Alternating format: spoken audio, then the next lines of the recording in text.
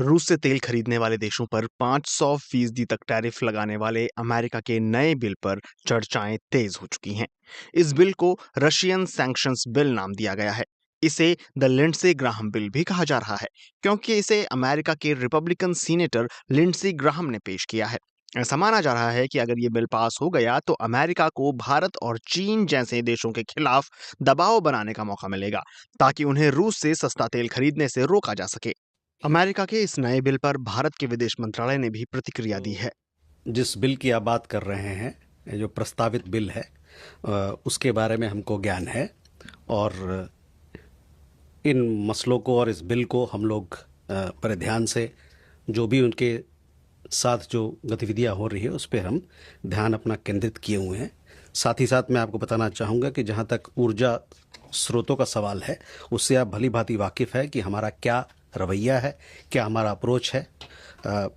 इस संदर्भ में जैसा कि आप जानते हैं कि हमारी जो जो हमारा अप्रोच होता है वो वैश्विक बाज़ार में क्या परिस्थिति है, किस प्रकार का माहौल है, उसको मद्देनज़र रखते हुए, और साथ ही साथ जो हमारे अपने एक इम्पेरेटिव है कि हमारे जो 1.4 अरब लोग हैं उनको किस प्रकार से सस्ते दाम पर ऊर्जा मुहैया कराया जाए, इन दोनों चीज़ों को देखते हुए हम लोग अपनी ऊर्जा स्रोतों के बारे में हमारी अपनी स्ट्रेटजी और नीति को तय करते हैं। अगर ये बिल पास हुआ और भारत पर 500% तक टैरिफ लग गया तो इसका असर भारत पर क्या पड़ेगा? ग्लोबल ट्रेड रिसर्च इनिशिएटिव के फाउंडर अजय श्रीवास्तव कहते हैं कि अब तक ट्रंप ने भारत के खिलाफ टैरिफ अपने स्तर पर लगाया है, लेकिन अभी जो बिल है उसे कांग्रेस से पास कराना होगा। मुझे नहीं लगता है कि ये बिल पास हो पाएगा, लेकिन भारत को अपनी नीति स्पष्ट करनी चाहिए। भारत को अगर एक संप्रभु राष्ट्र की तरह रूस से तेल खरीदना है तो खुलेआम कहना चाहिए, अगर नहीं खरीदना है तो ये भी कहना चाहिए। ऐसा तो नहीं हो सकता है कि आप अमेरिका के टैरिफ का भी नुकसान सहें और रूस से तेल आयात भी कम करते जाएं। अमेरिकी मीडिया आउटलेट ब्लूमबर्ग ने लिखा है, दिसंबर में रूस से भारत का तेल आयात जून में 21 लाख बैरल प्रतिदिन के उच्चतम स्तर से 40% घट गया। यह ट्रंप के लिए एक उल्लेखनीय उपलब्धि मानी जा रही है। 2024 में भारत ने अमेरिका को 87.4 अरब डॉलर का सामान निर्यात किया था, जो देश के कुल निर्यात का लगभग 5वां हिस्सा था।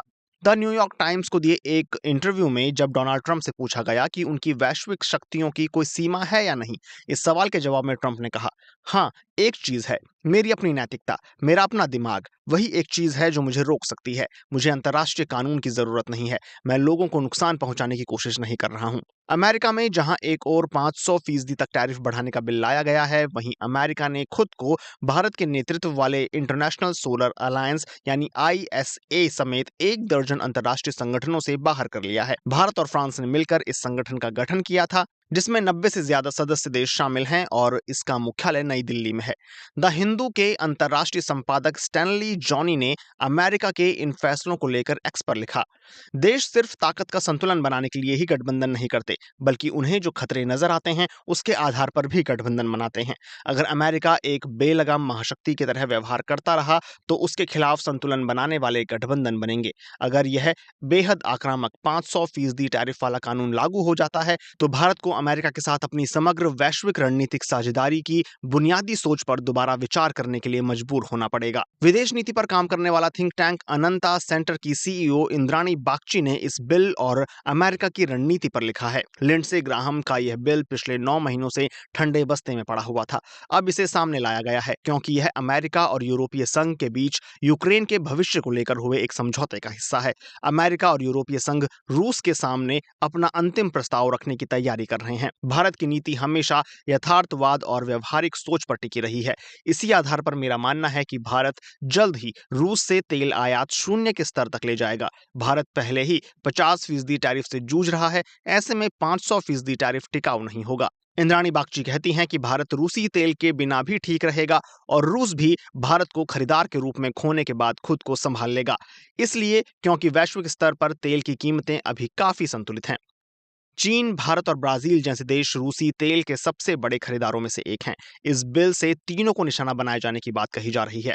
हालांकि इकोनॉमिक टाइम्स की एक रिपोर्ट में लिखा है कि रूसी तेल को लेकर अब तक सिर्फ भारत पर ही 25% एक्स्ट्रा टैरिफ लगाया गया है, जबकि चीन के खिलाफ किसी भी दंडात्मक कार्यवाही से परहेज किया गया है।